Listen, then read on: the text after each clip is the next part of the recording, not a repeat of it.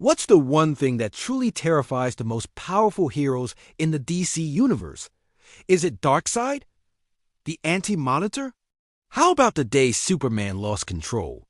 We all know Superman as the ultimate Boy Scout, the symbol of hope and justice. But what happens when that symbol breaks? Today we're diving deep into one of the darkest, most shocking moments in comic book history. The time Superman unintentionally became a villain and the Justice League had to face their worst nightmare. This story comes from the brilliant Tower of Babel storyline in JLA, written by Mark Waid. It's a classic for a reason. The plot is masterminded by Ra's al Ghul, one of Batman's most cunning adversaries. Ra's doesn't want to fight the Justice League head-on. He's smarter than that. His plan is to dismantle them from the inside out, using their own weaknesses against them. And for Superman, his greatest strength becomes his greatest vulnerability. So how does Ra's do it? He doesn't use brute force.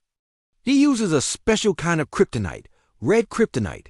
Now, you might be thinking of the classic Red K that causes bizarre, unpredictable transformations. This one is different.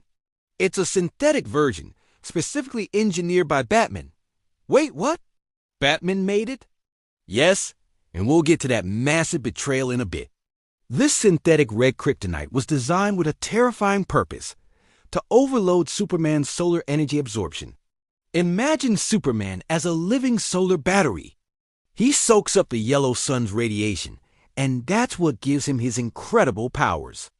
This Red K makes that process go into hyperdrive. Suddenly, he's absorbing far more energy than his body can handle. His skin becomes transparent, his powers go haywire, and every single one of his super senses is cranked up to 11. Now, think about what that means. Superman can normally hear a pin drop from miles away. With this overload, he hears everything.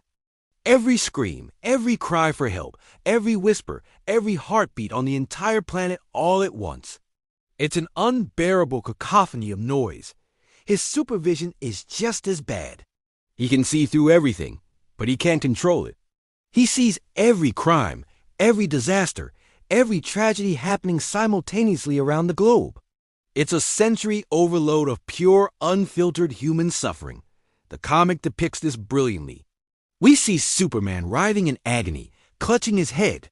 He's not angry or evil. He's in excruciating pain. His mind is being torn apart by the sheer volume of information flooding his senses. He can't distinguish one sound from another, one image from the next. It's a constant, overwhelming sensory assault. He's trapped in a prison made of his own powers. And this is where it gets truly scary for everyone else. An out-of-control Superman is the most dangerous weapon on the planet. He's not thinking straight. He's just reacting. He might try to save someone in Metropolis and accidentally level a city block in Gotham because he can't properly gauge his strength or location. The Justice League realizes this immediately. Their greatest ally has just become their biggest liability. The team has to scramble. How do you stop a being who is essentially a god, especially when he's not even intentionally trying to cause harm? He's a wounded animal, lashing out in pain. Martian Manhunter tries to get into his mind, but the psychic feedback is overwhelming. The Flash tries to talk him down, but Superman can't hear him over the roar of a billion other voices. Wonder Woman and the others can only try to contain the damage he's causing. This is the moment that terrifies them. It's not just about fighting a powerful foe. It's about fighting their friend, their leader, the moral compass of their team. They see the pain in his eyes. They know he's not in control. And they know that if they can't stop him, the world will pay the price. It's a heartbreaking and terrifying scenario. They have to hurt their friend to save everyone else. So, how do they finally subdue him? It isn't with a punch. It's with strategy and a heavy dose of irony. The League figures out what's happening, the solar energy overload. They realize they can't fight fire with fire. They need to do the opposite. They need to block out the sun. The team, using their combined abilities, manages to create an artificial eclipse, or something similar, to cut off his solar radiation supply. It's a desperate last-ditch effort. But the real gut punch of this story isn't just Superman's terrifying ordeal. It's the revelation of where the weapon came from. After Superman is finally neutralized and recovering, the League discovers the truth. The contingency plan, the synthetic red kryptonite, was designed by Batman. He had created detailed plans to take down every single member of the Justice League, just in case any of them ever went rogue. And Ra's al Ghul didn't invent these plans. He stole them. He hacked into the Batcomputer and took Batman's own secret weapons to use against his friends. This is a massive moment of betrayal. The team is in shock. Wonder Woman is furious. The Flash is heartbroken. How could Batman, one of their own, create weapons specifically designed to exploit their deepest vulnerabilities?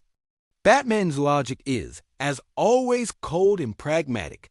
He argues that he had to be prepared for the worst-case scenario. What if Superman was mind-controlled? What if Wonder Woman turned against humanity? To him, it was a necessary precaution. But to the rest of the League, it's an unforgivable breach of trust. He saw them not just as friends, but as potential threats to be neutralized. This leads to one of the most intense confrontations in the Hall of Justice. The League puts Batman on trial. They vote on whether he should be allowed to remain a member. The debate is fierce. Superman, having recovered, is the one who cast the deciding vote. And in a moment that defines his character, he understands Batman's paranoia, even if he doesn't agree with it. The vote is to expel Batman from the Justice League. But before they can formally kick him out, Batman, ever the strategist, simply disappears. He quits before they can fire him. The Tower of Babel story is so powerful because it explores the dark side of heroism. It shows that even the purest hero, like Superman, can become a terrifying force of nature under the right circumstances. And it questions the very nature of trust and preparedness within a team of godlike beings. Batman's contingency plans were logical, but they were also born of fear and mistrust, and they were ultimately used to nearly destroy the team he sought to protect. This single moment of Superman screaming in agony, his skin turning translucent as his powers raged out of control, is etched into the memory of every fan who's read it. It's not just a cool power-up. It's a deeply psychological horror story. It's the moment the world saw what would happen if their savior lost control.